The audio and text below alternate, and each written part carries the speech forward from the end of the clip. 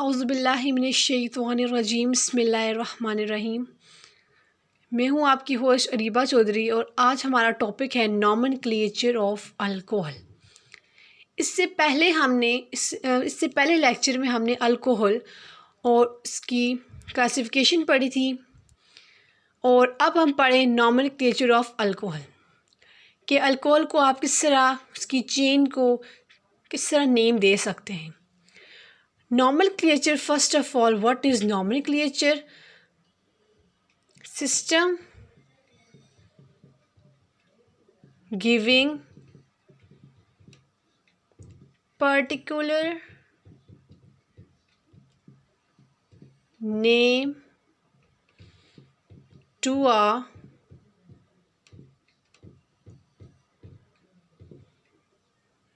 system which give a particular name to a compound. Now there are two systems.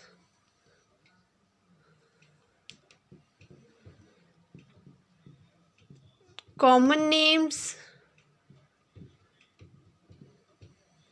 and number two are iopic name. First of all, you know that what is common names. Common name को आम रस्मी नाम भी कहा जाता है, जो आम सारे लोग पुकारते हैं, आम रस्मी नाम। ओके, फॉर एग्जाम्पल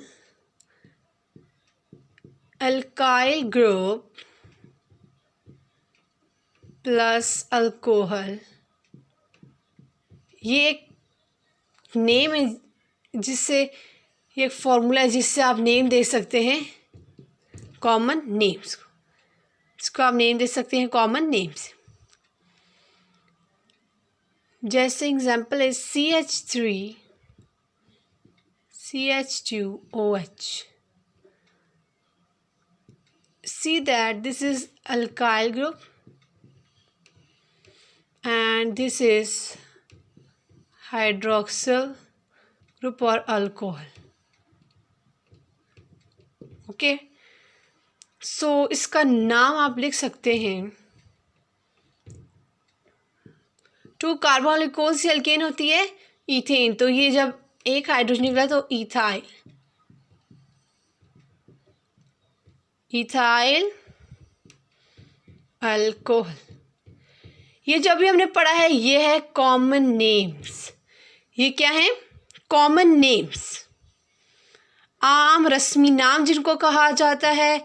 इनको अगर डिनोट किया जाए तो ये अल्काइल ग्रुप प्लस अल्कोहल से बन के अपना नाम बनाते हैं कॉमन नेम। जैसे एग्जांपल है, इस तरह और भी एग्जांपल्स हो सकती हैं। CH3 CH2 CH2 CH2OH, ये ब्यूटाइल और ये है अल्कोहल, तो ये बन गई ब्यूटाइल अल्कोहल।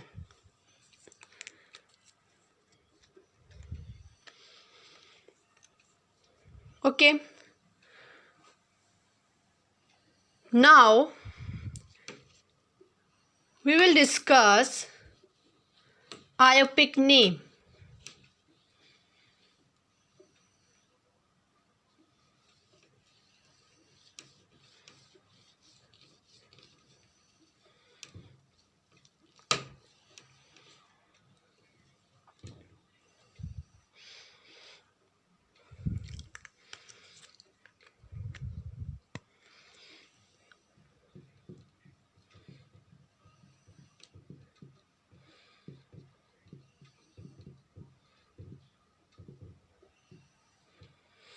iopic name। 1947 में इंटरनेशनल कांग्रेस जो थी उसने इसको पब्लिश किया। 1947 में इंटरनेशनल कांग्रेस ने इसको पब्लिश किया। 1949 में ये रिपोर्ट बनी और इसको आयोपिक नेम का नाम दिया गया। उसमें ये प्रिंसिपल निकला था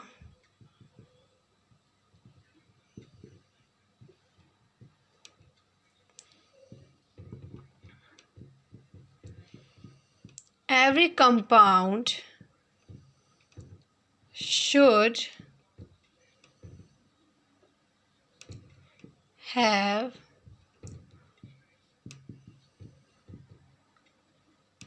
different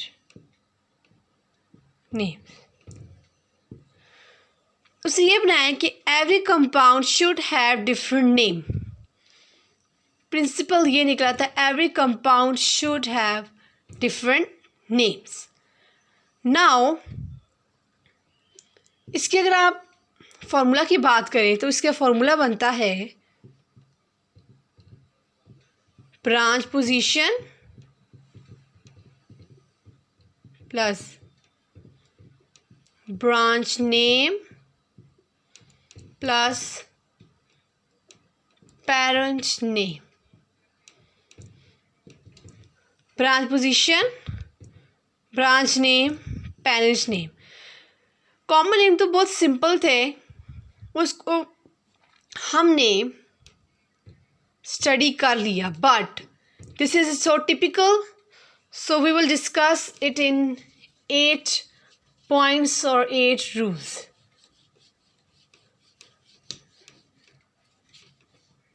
एट रूल्स हैं इसके। नंबर 1 रूल,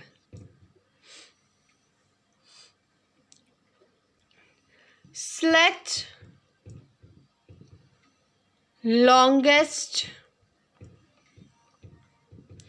chain containing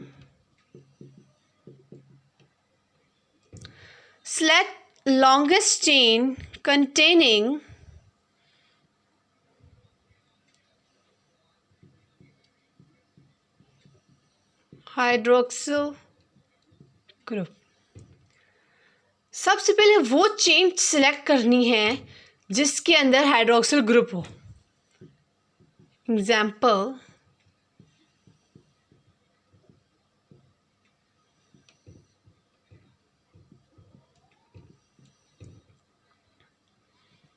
हम लोग ये सिलेक्ट करेंगे, ये वाली हम लोग सिलेक्ट करेंगे because it contain hydroxyl group.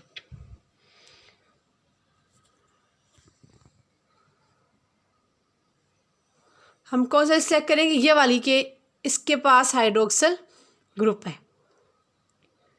Now the next is second point, change alkane E into ओल, कि जो अल्केन का ई है उसको ओल में चेंज कर दिया जाए। अगर ब्यूटेन है तो ब्यूटानोल बन जाए, अगर पेंटेन है तो पेंटानॉल बन जाए। मतलब अल्केन का ई है तो ओल में चेंज हो जाए। These are first 2 points, you understand. Now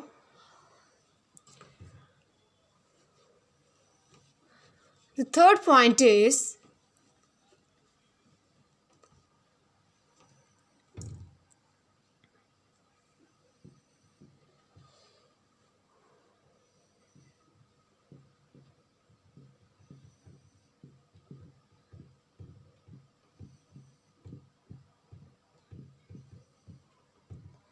number the carbon atom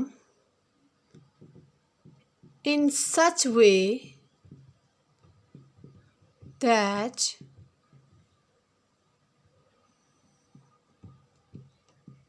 hydroxyl group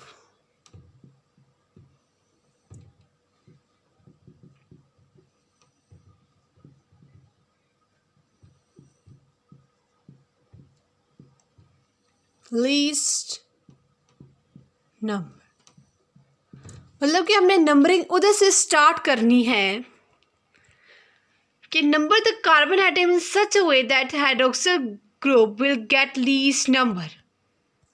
उधर से स्टार्ट करिए जहाँ हाइड्रोक्सिल ग्रुप को लीस्ट नंबर मिले। Example CH3, CH2, CH, CH2, CH2 और OH। This is example. अब देखिए लीस्ट नंबर इसको इधर से मिला है तो यहाँ से स्टार्ट 1 2 3 4 5। फर्स्ट स्टेप था select the longest chain, select कर ली। सेकंड है इन जो है ई इसको ओल में चेंज कर लिया जाए, तो हम इसको पहले नाम दे देते हैं 1 2 3 4 5। 5 कौन सा होता है? पेंटेन,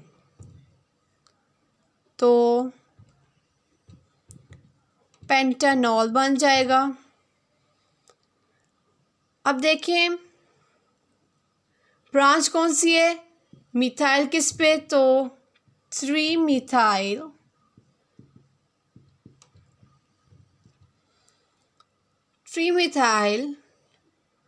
1 पेंटानोल। ये थी ब्रांच की पोजीशन, ये है ब्रांच का नेम और ये है पेरेंट नेम, और हमने इसको भी पोजीशन दी है। अंडरस्टैंड? दोबारा देख लीजिए एग्जाम्पल को। Number of carbon atom in such a way that hydroxyl group will get least number. Carbon atom को की नंबरिंग आपने इस तरह करनी है कि हाइड्रोक्सिल ग्रुप को लीस्ट मिले। अब इधर से देखिए 1 मेरा है, अगर आप वहाँ से स्टार्ट करेंगे मीन आप अपने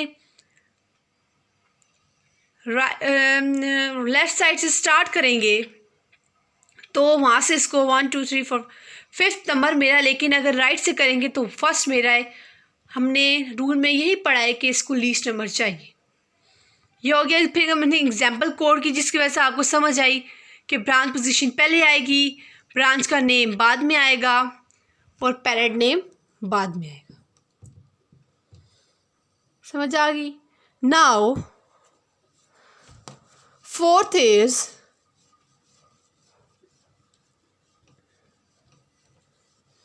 now we will discuss the fourth one.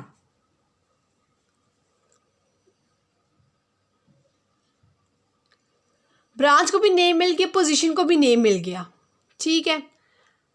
Now the next is if more than 1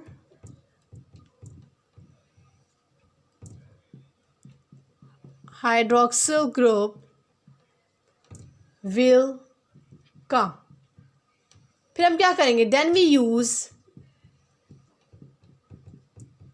prefixes di,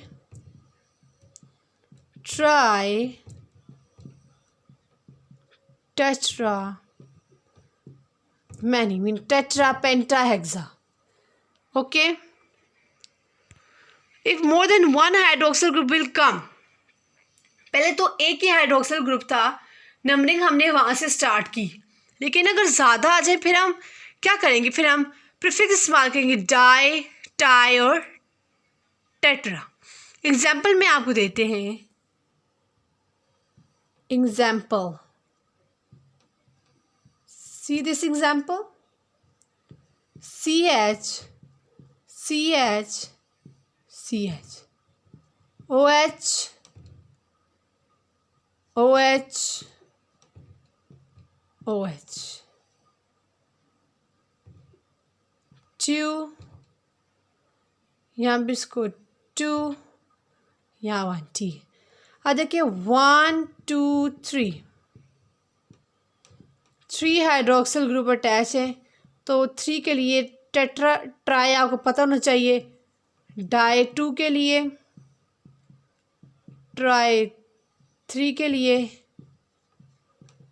tetra 4 के लिए, और इसी तरह आगे जाते जाएं तो बहुत ज़्यादा एग्जांपल्स बन जाती। नाउ अब हम इसको देंगे नाम। पहले तो हमने ये पढ़ा था ना कि नेम उधर से मतलब कि कार्बन की नंबरिंग उधर से स्टार्ट करनी है जिधर से OH को लीस्ट नंबर मिल रहा हो। बट हेयर आप अगर देखें किसी साइड से भी आप स्टार्ट कर सकते हैं, राइट हो या लेफ़्ट हो, ओके, किसी साइड से भी आप स्टार्ट कर सकते हैं। पहला है, अब आप ये देखें इधर से करते हैं 1 2 एंड 3, इसको 1 2 3। सबसे पहले आपको पता होना चाहिए कि कोई ब्रांच है, no branch.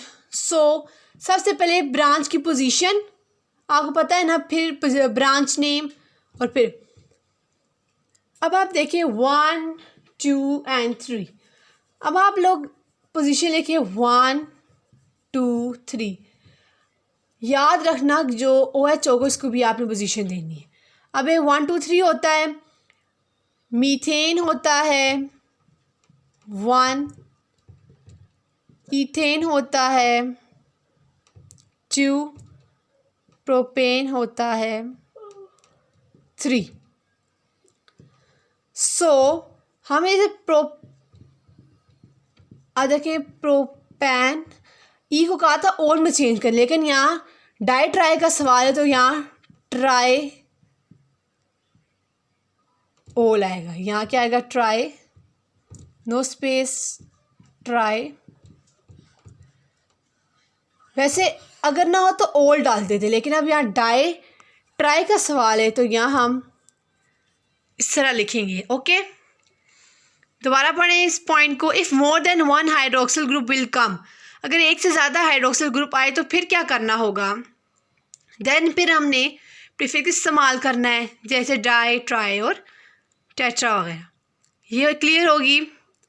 Now fifth is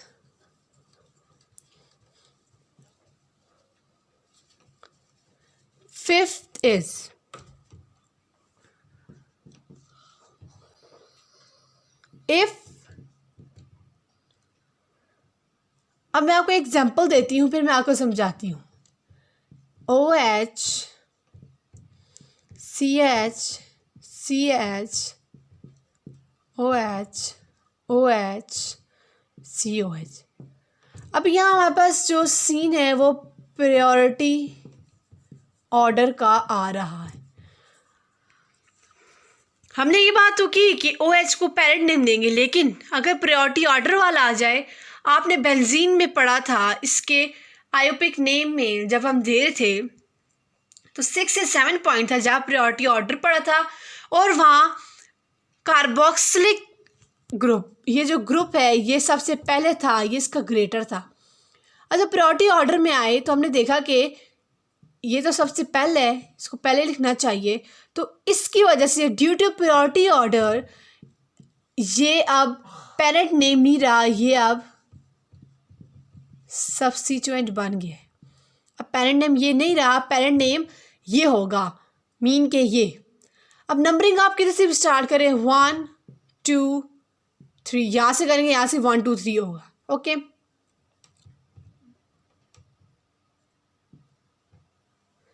one 2 और 3।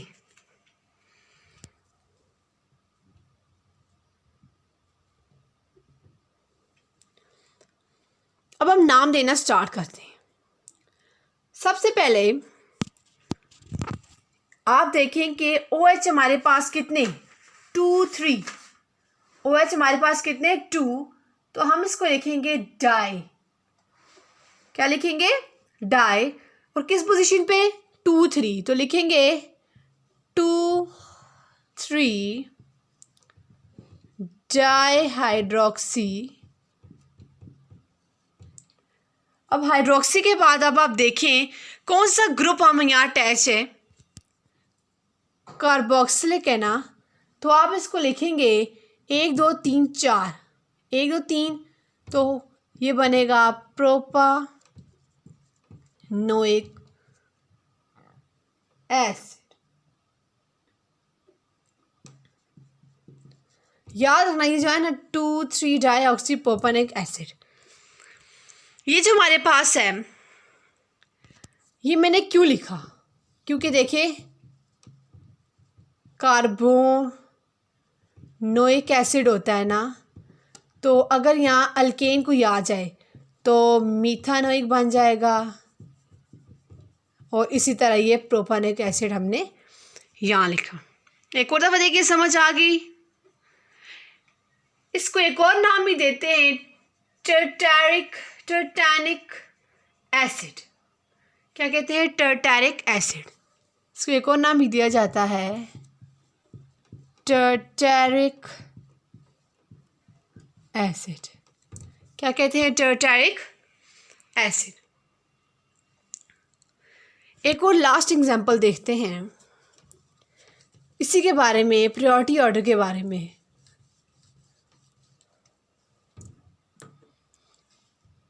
एग्जाम्पल लास्ट है CH2 CH OH COH। अब आपने क्या करना है, अब हम देखते हैं 1 2 3। पहले देखा था एग्जाम्पल में जो ये कार्बोक्सिलिक थे, ये 2 थे। पहली जो एग्जाम्पल थी, फर्स्ट एग्जाम्पल, उसमें हमने देखा था कि 2 कार्बोक्सिल, लेकिन यहाँ 1 है, तो हम सबको पोजीशन देंगे 1 2 और 3। किस पोजीशन पे है? 2 पे, तो लिखेंगे 2 हाइड्रोक्सी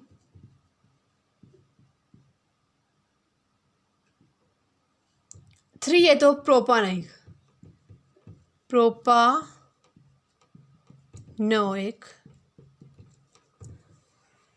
2 हाइड्रोक्सी प्रोपानोइक एसिड। क्या है? 2 हाइड्रोक्सी प्रोपानोइक एसिड। इसको लैक्टिक एसिड भी कहते हैं।